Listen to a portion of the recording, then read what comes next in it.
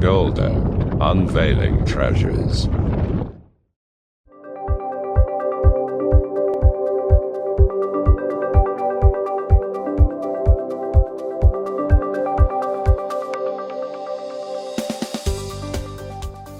Hi, I'm Steve. I'm here with Chris in Auburn, California to give you a demo of the MineLab Pro Gold Panning Kit. For those who don't know, Auburn is the heart of the Motherlode gold country, and we're not far from Sutter's Mill, where gold was first discovered way back in 1848. The Pro Gold Panning Kit has everything you need to get started gold panning. We'll take a look at what's in the kit and then head on down to the river to give you some panning tips. And find some gold while we're at it. You bet. All right.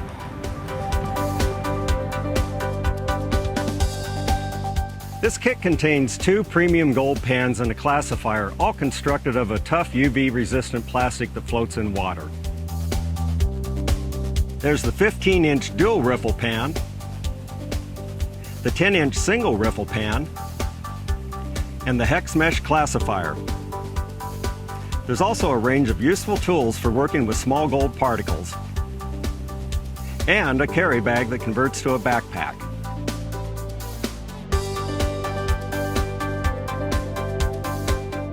The Pro Gold Kit has 3 different panning zones to allow you multiple options for different panning techniques. The large 90-degree riffles are useful for separating the bulk of the gravels from the gold. The small riffles are ideal for separating the smaller gold from the small gravel, and the flat side wall is the 3rd zone for separating the fine gold from the black sands. Dark pan colors give a good contrast to yellow gold, and blue is the perfect choice, showing both the black sand and the gold very clearly. The Getting Started guide has some handy tips on where to look for gold and basic steps for getting started. Let's look at the 8 steps for finding gold. Step 1 is to classify your material. So you want to take your hex mesh classifier and place it in the 15-inch gold pan. And bedrock is always the best place to look for gold. If you can find some bedrock and dig down into cracks and crevices where the gold's going to settle, you're going to have your best chance for success. So take the material out of the pocket where you're digging it and fill the classifier up. Step 2 is to classify your material. Now you can dry classify into a bucket, but it's best if you can do this in the water to wash the material.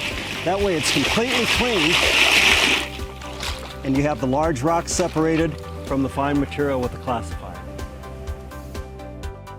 Step 3 is to fill your gold pan with water. The key here is to find a good, safe location with steady footing and a place where you can sit down and be comfortable while you're panning. Step 4 is a very important step. It's where we're going to agitate the material in the pan to settle the gold into the bottom of the pan.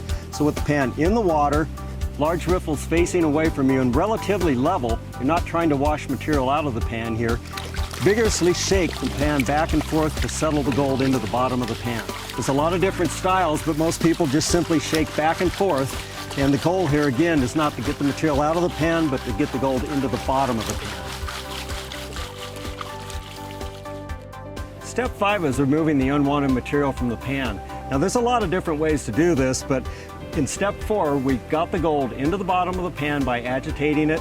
Now we want to wash the light material off the top, and we can do that by simply submerging the pan and raising it and washing carefully the light material off the top. It's a repeated action doing this that eventually removes all the light material from the pan and leaves the gold in the bottom.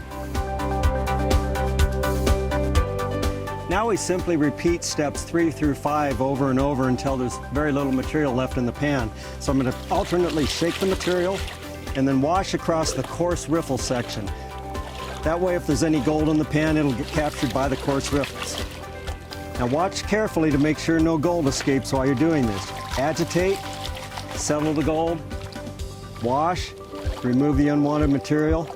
Again, we're doing this across the coarse riffle section. So again, agitate, wash, agitate, wash. We're removing the unwanted material from the pan. Agitating, washing, and again the coarse riffles here are ensuring that any gold that's in the pan gets caught. And when we get down to a small amount of material like this, it's beneficial to switch over to this other set of riffles, the smaller riffles, And if we'd had a large nugget, we would have seen it by now. It would have been caught in the big riffles. Here, though, we're going to switch to the smaller riffles, and that'll allow us to clean out, remove those chunkier pieces of rock that are in there.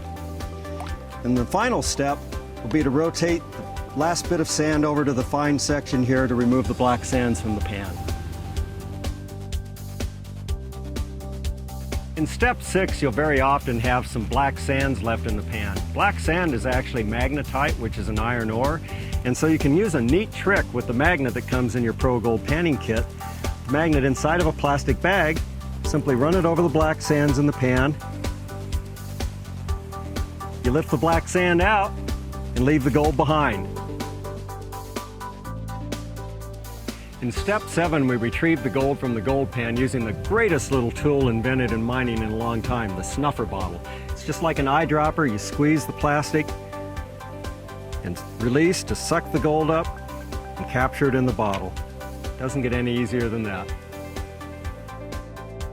In step 8, we finally put the gold in the vial, and we've got a neat little trick for doing that. We'll just take the cap off the vial, take the cap off the suction bottle, pull this tube out, put the cap back on. Now we have a funnel that we can easily take and put the gold into our vial with. Cap on and we are all done. Well, a few hours effort got us a little bit of gold, Chris. What do you think? Well, I didn't get rich today, but there's still some good gold here, and I had a good time. There is still a lot of gold out there to find, and the Pro Gold Panning Kit is the perfect way to find it. Contact your nearest Mine Lab dealer for more information on the Pro Gold Panning Kit.